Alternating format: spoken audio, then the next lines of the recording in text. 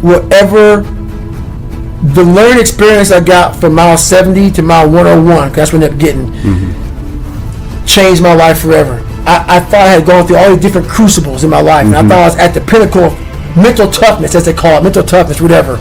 You know, mental toughness is a lifestyle. Yeah. It's not a class.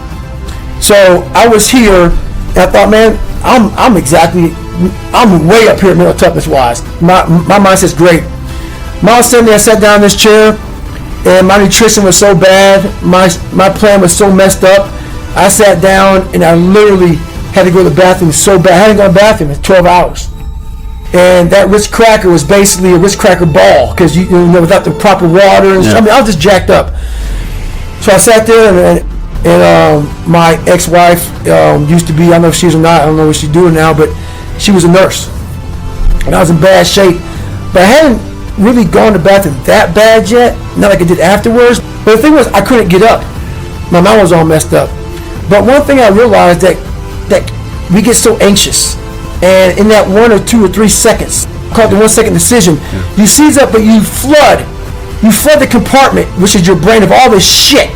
The what ifs, oh my God, you spaz out, and then you quit, and then once you quit, you regret it.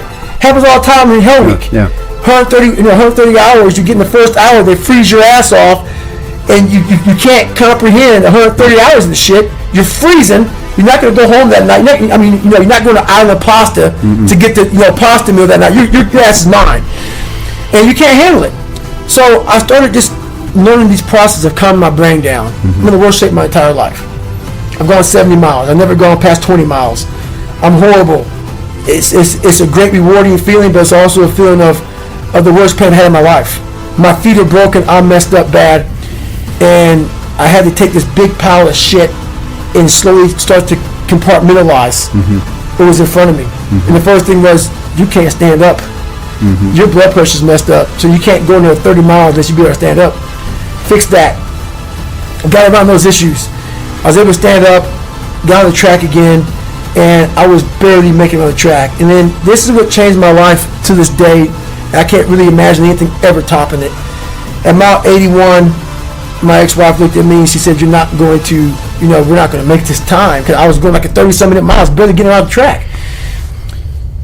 The shape I was in at mile 70 was the worst shape of my life. I can't say it enough. I ended up running I ran 101 miles. I ran the next 20 miles. Didn't walk another step. And I did it in like 18 hours and 56 minutes.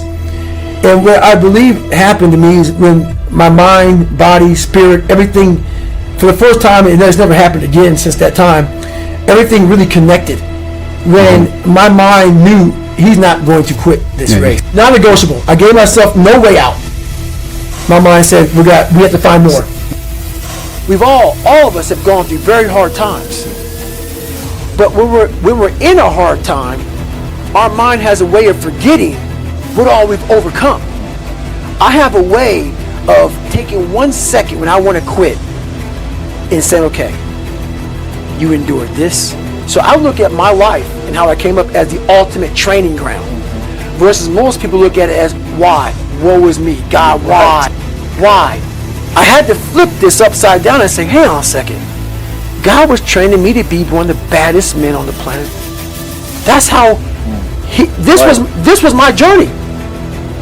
So when I was in the worst time of my life in Hell Week, I looked at everybody and said, I'm the most trained person here.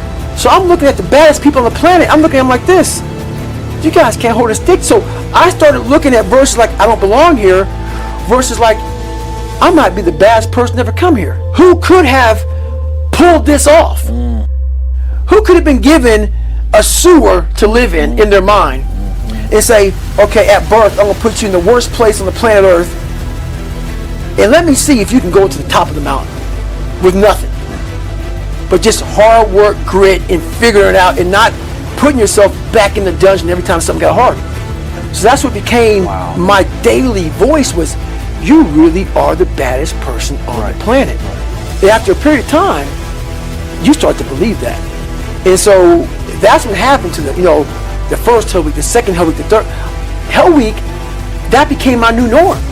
So what most people fear, I can never go through one. I don't want to go through two. Even SEALs will tell you that. That Navy, so I did 18 months in Navy SEAL training. only supposed to be 6 months long.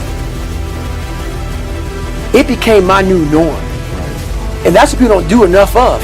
You're always looking for a new norm. And that's how my mind started saying, getting beat, suffering, broken legs, this is my new norm. And my mind started changing with the reality of who I want to be. Everywhere we look, we have negativity and impending doom being thrust upon us and put into our lives. Okay? The news fucking sucks. People fucking suck. Everybody is complaining. Everybody's trying to divide everybody and, argue over this or that or this. Dude, it's a stressful time. It's not a normal time. This is not normal, and we should remember that. We need to remember that what's going on in our world right now is not just difficult for you, it's difficult for everybody. Now, certain people might be doing better right now. They might be making money. Their job might be more secure, or maybe things are going, better for their fitness or whatever. Here's the point. This shit is stressful, and it's wearing us the fuck out mentally. There's a lot of people out there who are struggling in spite of the fact that they're doing everything they know they should do. And that's who I want to talk to today, okay? Look, guys, this shit, pursuing success, becoming someone who is abnormal, becoming someone who sets the fucking standard for others, becoming someone who shows the rest of the world what is possible is a very difficult path. You are going to have people shit on you. You are going to have unexpected circumstances arise. You are going to have the government fucking shut the country down. You are going to have all these things that you never fucking counted on come and smack you in the face over and over and over again. This is just part of being on that path. But here's what I want to point out to you all. Every single one of you. Every single one of you who is struggling right now, you need to understand this. What you're going through right now is necessary. What do you mean it's necessary?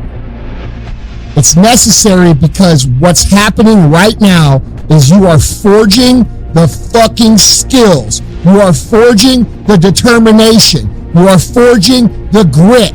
You are forging the fortitude. You are forging all the fucking things that nobody else is gaining because they're sitting on their hands and you're willing to push through.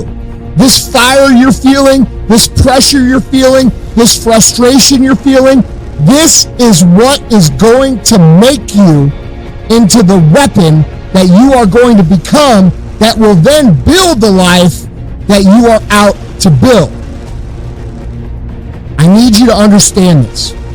I call it the gauntlet, okay? You cannot develop the skills you need to win consistently without going through the motherfucking gauntlet, all right? And a lot of times when we're going through this gauntlet, we self-pity, right? We talk about how unfair it is. We talk about how fucking hard it is. We talk about how nobody gets it. And guess what?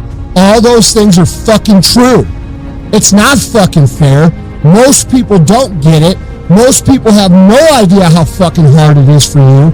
And guess what? They're never gonna. So why are you screaming about it? Take this opportunity to recognize that the chaos in your life is actually forging you and improving you because you're choosing to press on when everybody else is falling off. This is how you look at hardships. This is how you look at frustration. You look at it as a tool that's teaching you lessons that are going to become valuable to you, maybe tomorrow, but for sure in the near future, and other motherfuckers are not going to have them because they're not willing to push on. Okay, so if you're struggling right now and you're having a hard time and you're pissed off and you're frustrated, know two things. One, you're not alone. Two, this is necessary for you to get where you want to go. And if you quit, if you falter, if you stop, all of the pain will be for nothing. And you need to remember that.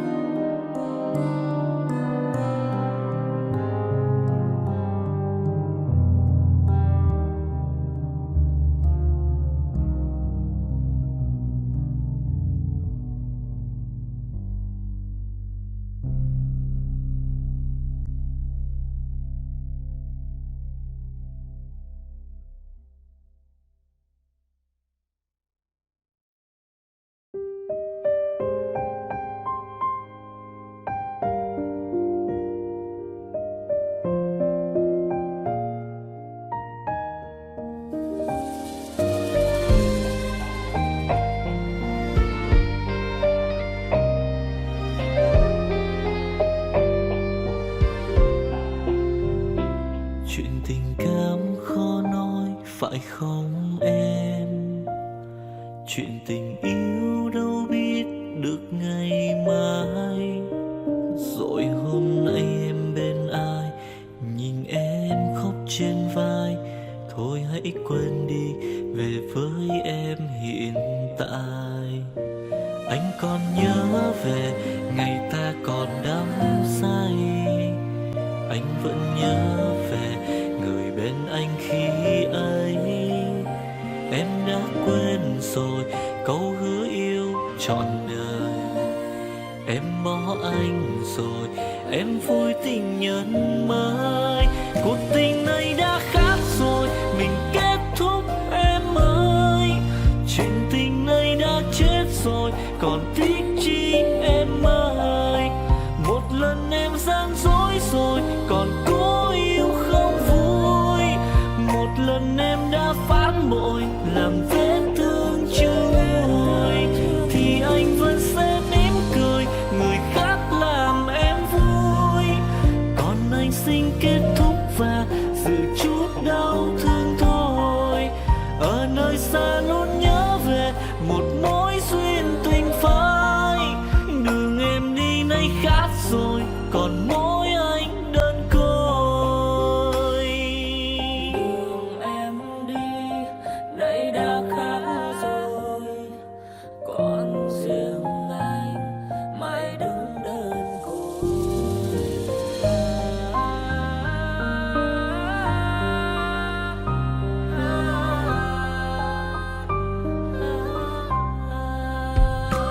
Anh còn nhớ về ngày ta còn đắm say.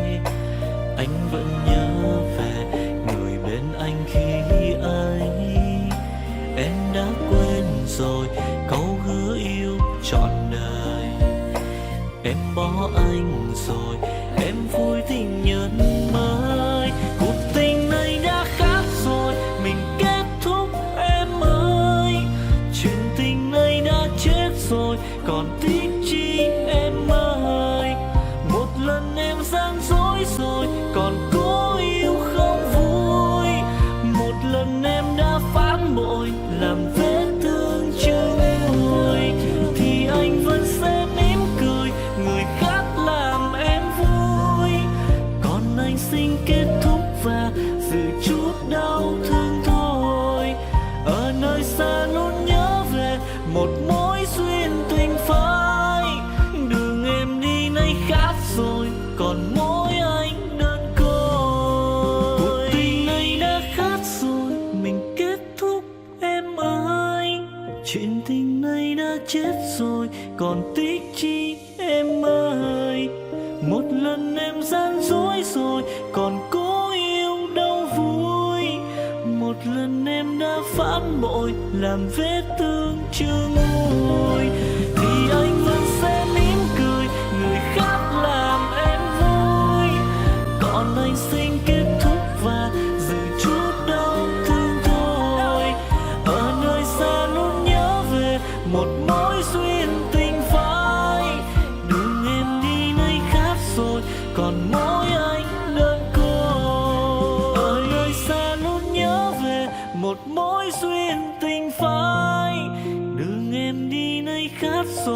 còn mỗi xin anh thôi.